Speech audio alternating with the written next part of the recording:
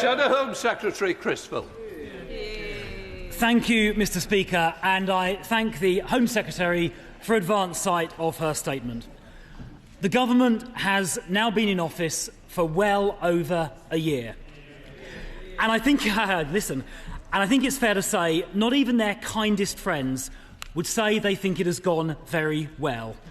But listening to her statement, it sounds like she thinks everything is fine, and if there are any problems, it's all somehow somebody else's fault. Is she living in a parallel universe? After over a year in office, she must now take responsibility for what is happening under this government.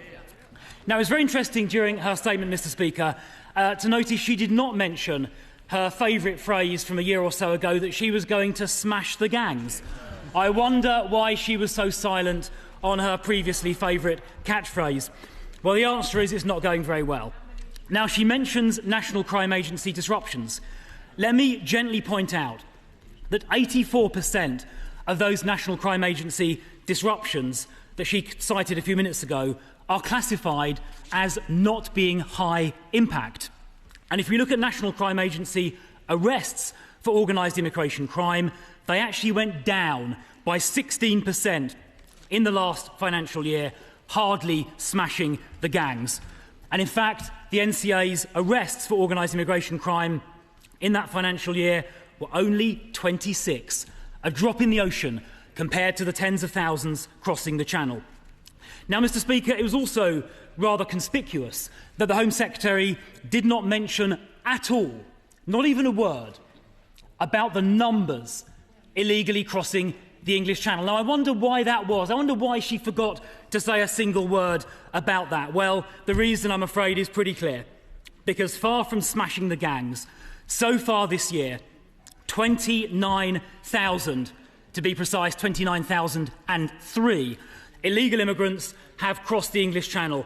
That is the worst year in history, and it is up by 38% compared to last year. That is not success, it is failure.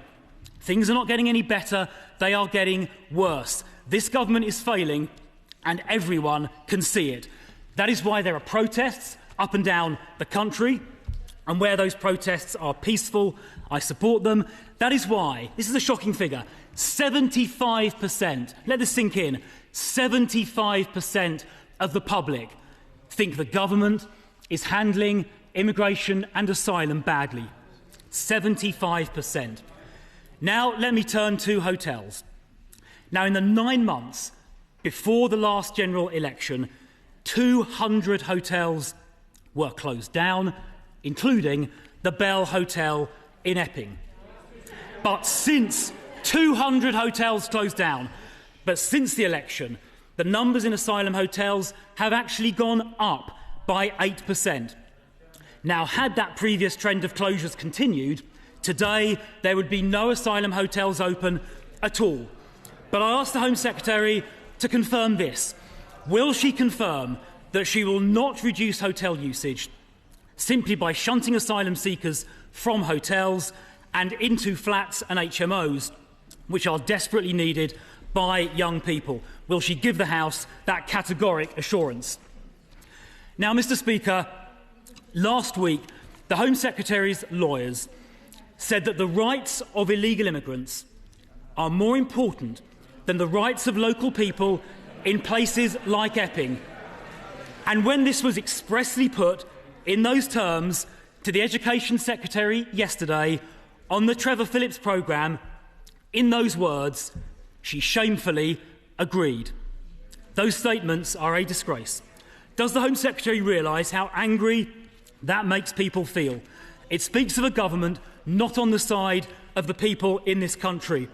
It means the government appears to care more about the rights of illegal immigrants than our own citizens. So will she apologise for what her lawyers and the Education Secretary said? And will she undertake that ministers and their lawyers will never say that again? Now, Mr Speaker, the Home Secretary talks about her returns deal with France. Now, it has been reported that it will only return about 50 people a week. amounting to 6% of arrivals. Does she accept that allowing 94% of illegal arrivals to stay will act as no deterrent at all? Does she accept that? And if she doesn't accept this figure of 50 a week, will she tell the House exactly how many immigrants crossing the Channel will in fact be returned under her deal? Now, she may recall that back in July, we were told by the government that the first returns would happen within weeks. That was back in July. Will she confirm to the House that the number who have actually been returned so far is precisely 0? Now, she also said to the House a couple of minutes ago that there would be security checks on those people reciprocally taken from France into the UK.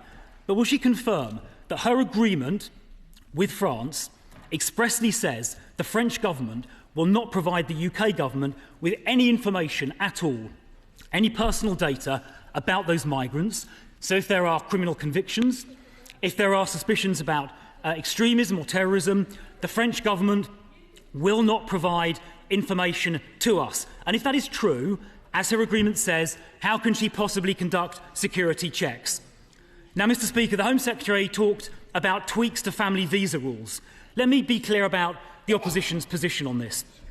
If someone enters this country illegally, they should not be allowed to bring in any family members.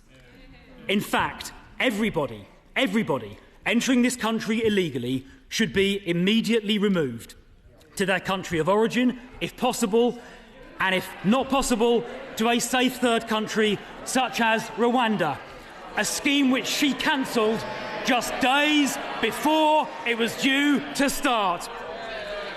The public expects that approach. The public expects that approach, an approach which she cancelled, because the numbers crossing the Channel so far this year have been the worst ever, the worst in history. And it's not just the numbers are high.